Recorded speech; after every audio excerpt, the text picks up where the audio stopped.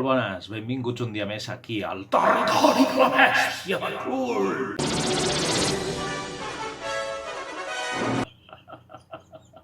Vale, tocava fer-ho perquè està tothom boig parlant del mateix. Serà un vídeo molt ràpid.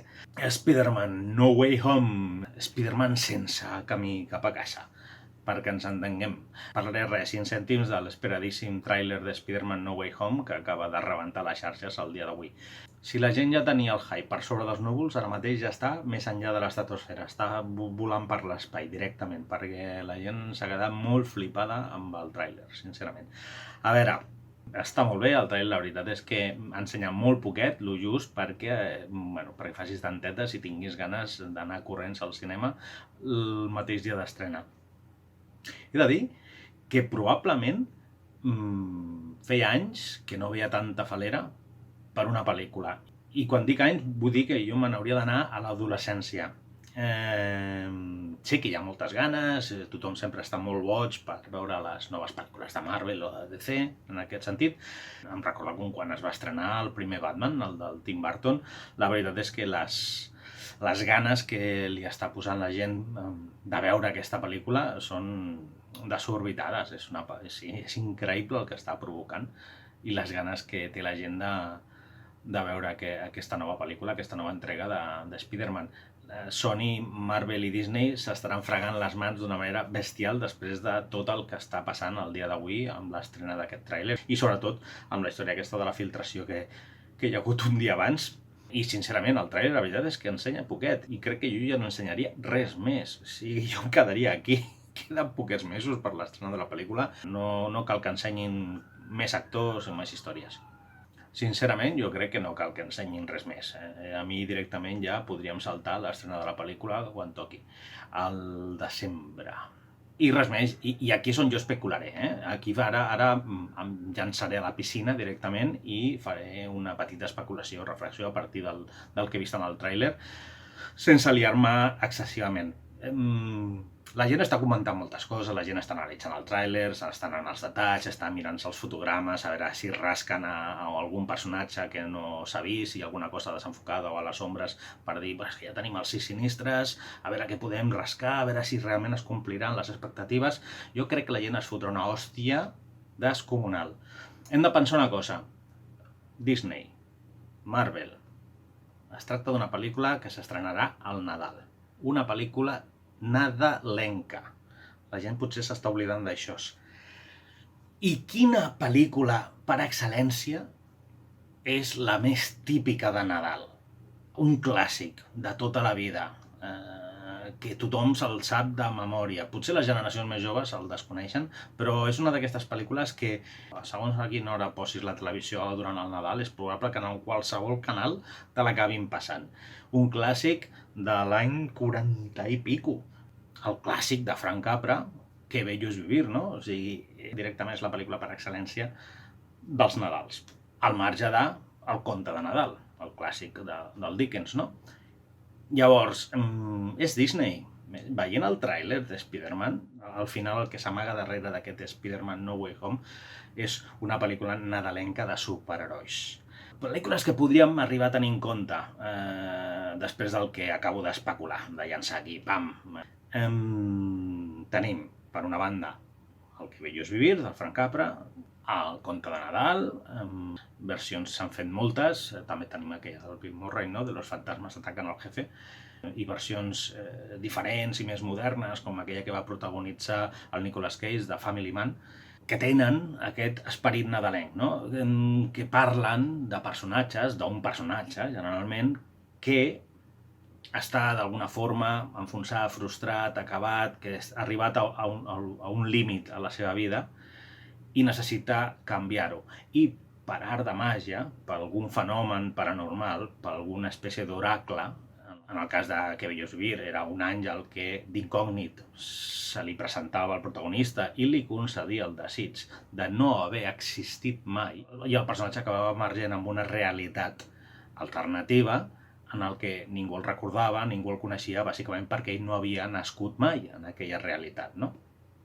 I durant aquell viatge, durant tota aquella experiència bastant traumàtica, perquè de cop i volta el protagonista es trobava una realitat en la que li havien robat tot allò que havia despreciat perquè s'havia obsessionat amb les seves dèries, doncs aquell viatge li servia per valorar allò que tenia.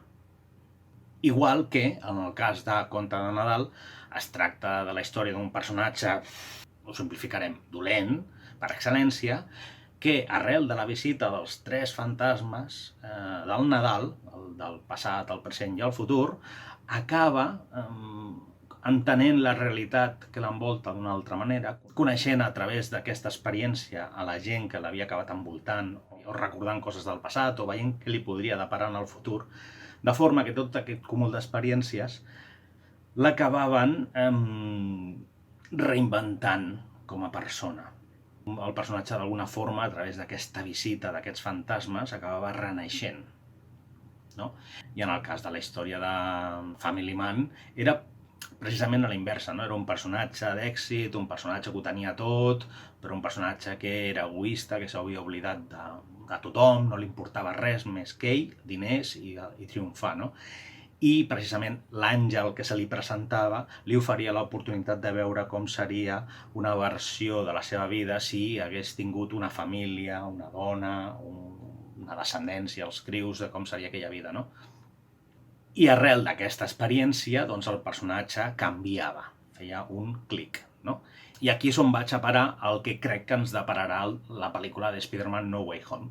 Peter Parker és un personatge sempre traumatitzat, amb problemes, li costa tirar endavant, però sempre ha de trobar una manera de superar aquells problemes, no? Si pensem en la segona part de Spider-Man, el personatge de Mysterio, que s'aprofitava d'ell per robar-li la tecnologia que havia heredat de Stark, en el fons era perquè Peter Parker renegava, en certa manera, o no volia fer-se càrrec de les responsabilitats. I aquí estem amb el missatge de sempre, amb Spider-Man, amb Peter Parker. Un gran poder implica una gran responsabilitat, no? Però Peter Parker, en aquest cas, aquest Peter Parker de l'UCM Sony, digueu-li com vulgueu, aquest Peter Parker no vol fer front mai a les responsabilitats. Així que necessita un cubell d'aigua freda en cada pel·lícula, en cada història, per despertar i reconèixer que ha de fer front a les adversitats. Llavors, aquesta pel·lícula jo crec que precisament barrejada amb l'esperit d'una pel·lícula nadalenca com les que us he comentat, jo crec que serà precisament això, no?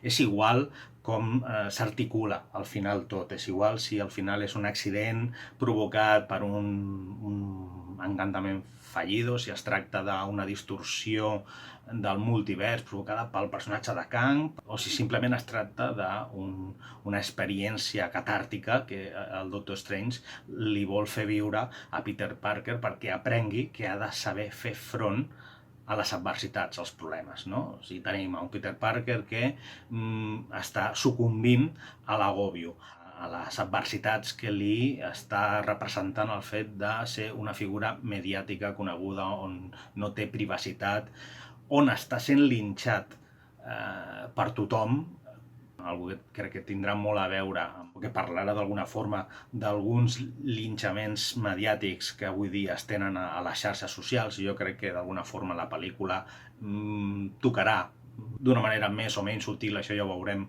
el tema aquest.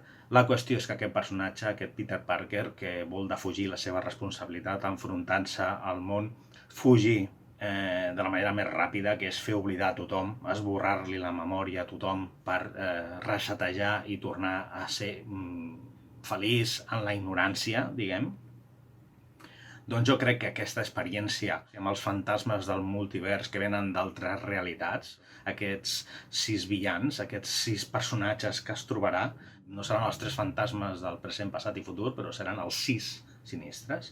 Jo crec que aquesta experiència serà prou catàrtica perquè al final el personatge, igual que ja passava a Que bello es vivir, igual que ja passava a Family Man, igual que passava a Conte de Nadal, o a Los fantasmes ataquen al jefe, doncs el personatge, al final, assumirà la responsabilitat. Peter Parker al final acabarà assumint la responsabilitat que li pertoca, no? Amb les conseqüències que hagin de venir, i això ja ho veurem. Missatge que és per excel·lència, el que sempre ha impregnat totes les històries de Peter Parker i Spider-Man.